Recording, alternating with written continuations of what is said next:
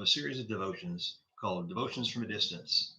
Since right now we are set on a timeline of social distancing and quarantining and not able to get together as a church body, I thought it'd be well to provide a devotion for our group on a daily basis.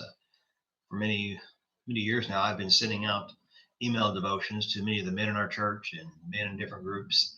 And I wanted to incorporate this into a video so we can have this on live streaming to give members of our church body an opportunity to be encouraged and to be blessed during the week in between our times of worship. This morning, our devotion comes from James, the first chapter, verses 2 through 4.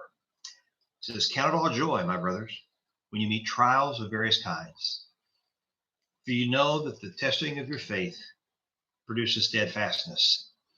And let your steadfastness have its full effect, that you may be perfect and complete, lacking nothing." Today in our society, as we continue living through a season of social distancing, executive orders to stay at home unless absolutely necessary, and a growing fear of COVID-19, joy may not be the first thought on your mind. However, our text tells us to count it all joy when you meet trials of various kinds. You see, God is aware of the trials that we face. He's not caught off guard. James tells us to count it all joy because God is sovereign over all things. This means that God works his will in every circumstance.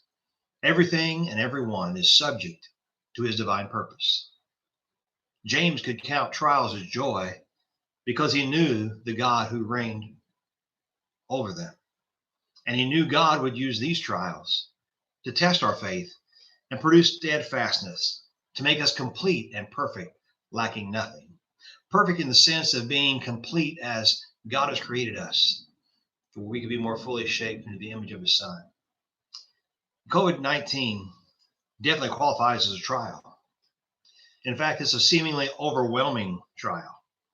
It brings with it financial trials, personal struggles, health crises, and even threats to our identity as a person. Perhaps God will use COVID-19 as a chisel in his hand to more completely shape us and form us into the image of his Son, as Paul mentions in Romans 8:29. You see, God may use these financial trials to cause us to rely more fully on him instead of trusting solely in our financial resources for our future. Our newfound downtime as a result of the social distancing, of people being laid off from their jobs and being kind of put on hold until this comes to completion, may cause us to more fully rely upon him. It may draw us, he may use this to draw us back into the study of his word and prayer. For years as a pastor, many people have told me that the reason they don't study or pray is they just don't have the time. They're busy, always going in 100 different directions. Well, now we have downtime. Sports have been canceled.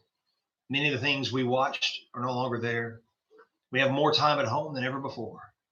Perhaps God will use this to draw us back into his word, to study it, to learn more about his character and his nature.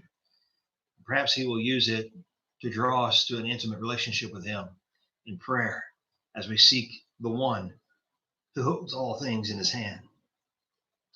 The threats to our physical being, God may use to lead us to put our trust in him as the divine healer, to trust in him as a sovereign God who not only reigns and rules over all, but God who loves us completely and without limits.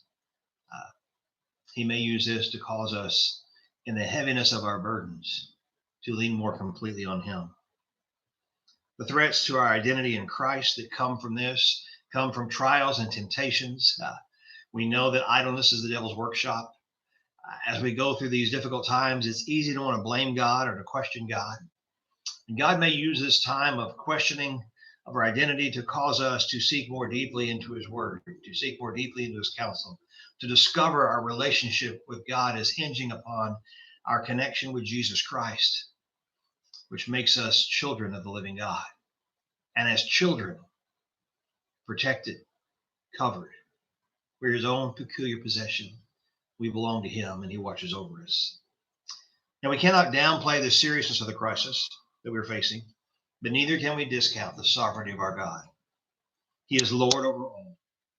As we struggle with our new normal, may we be reminded of Genesis chapter 50, verse 20. When Joseph talks with his brothers after their father has died, and the brothers are concerned that now Joseph will seek vengeance on them for having sold him into slavery many years prior. Joseph comes to them and he tells them, "You meant it for evil, but God meant it for good." Now, this COVID-19 crisis, Satan undoubtedly means it for evil, to destroy us, to tear us down, to pull us apart, to cause us to question the goodness of our God. But God means it for good. He is a sovereign God, and he loves you beyond all limits. So count it all joy, because our God is working all things out for our good and his glory. I love you. I'm praying for you. I hope you're encouraged by these short devotions. I hope that it brings you hope and encouragement and causes you to draw deeper into his word, to drink freely from the well that he offers, that you might have life and have it in abundance, even in these times of darkness.